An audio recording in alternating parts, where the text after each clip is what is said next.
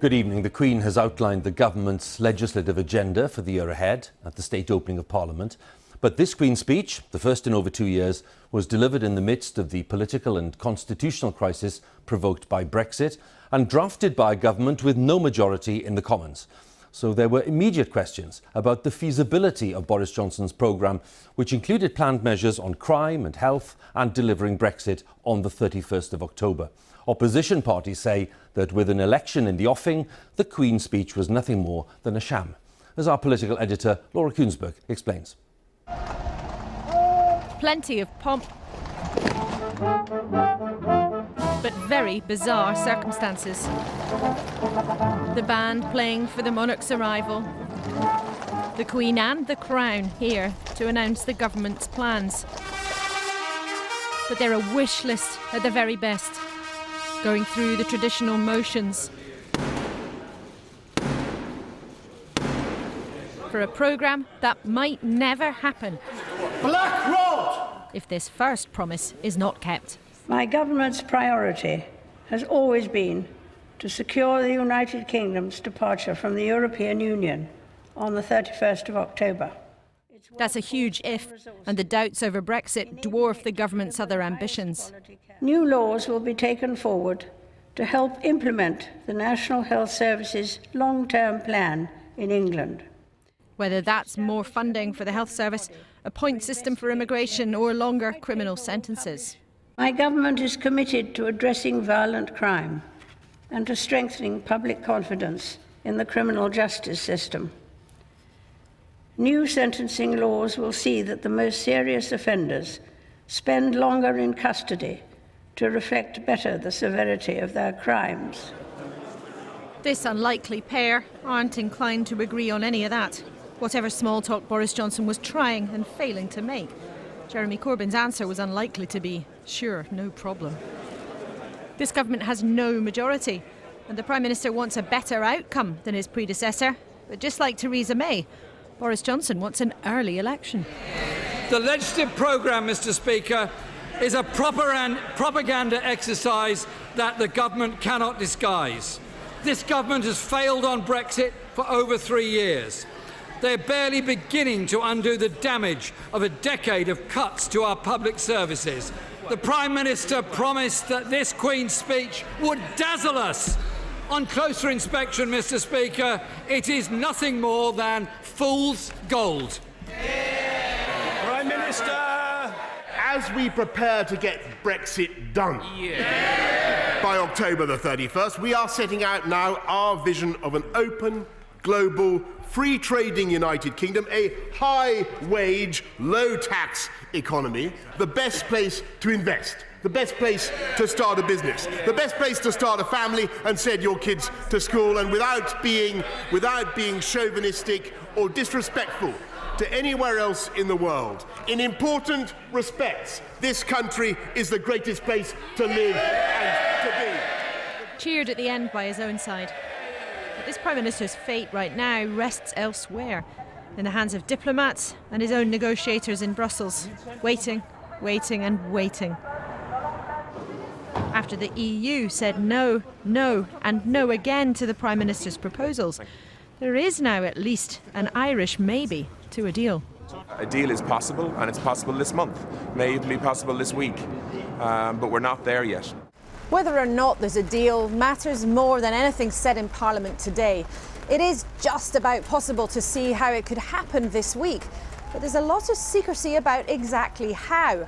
One Cabinet Minister said we are still in the middle of the forest, and even if there is an agreement, it would still have to get through the Commons. There is no form of Brexit that will be good for our country. And the Liberal Democrats will continue to fight to stop Brexit. Deal or no deal, the Prime Minister is driving Scotland and the UK into economic catastrophe, risking jobs, livelihoods and delivering a race to the bottom on fundamental rights. I do think that the sooner we are able to implement the result of that referendum, the better. But a wish for sooner rather than later just doesn't mean much yet. In modern political life, even traditions take on a different style. Laura Kuenssberg, BBC News, Westminster. Well, as we've heard, among the policies outlined in the Queen's speech earlier, priority was given to taking the UK out of the European Union by the 31st of October. There was also a new immigration bill which would end free movement and introduce a new points-based system. The sentencing bill called for longer sentences for serious offenders and foreign criminals. And the Environment Bill would set legally binding targets to reduce the impact of climate change, including improving water quality and cutting air pollution. Well, let's go live to Westminster and join our political editor there, Laura Kuenssberg. Laura, first of all, the blunt question, is any of this content in the Queen's speech likely to become law?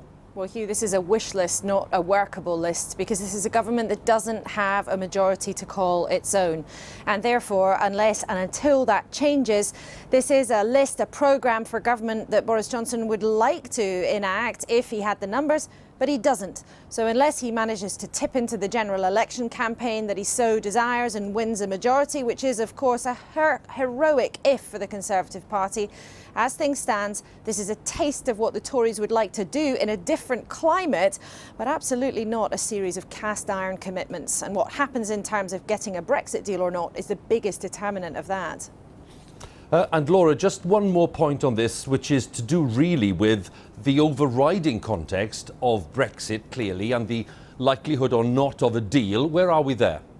Well, Downing Street is trying to be extremely tight-lipped. Cabinet ministers tell me that's a good sign because it means it's genuine. The fact that things aren't leaking out all over the place suggests that actually both sides are acting in good faith. Both the UK and the EU negotiators are doing their best under trying conditions.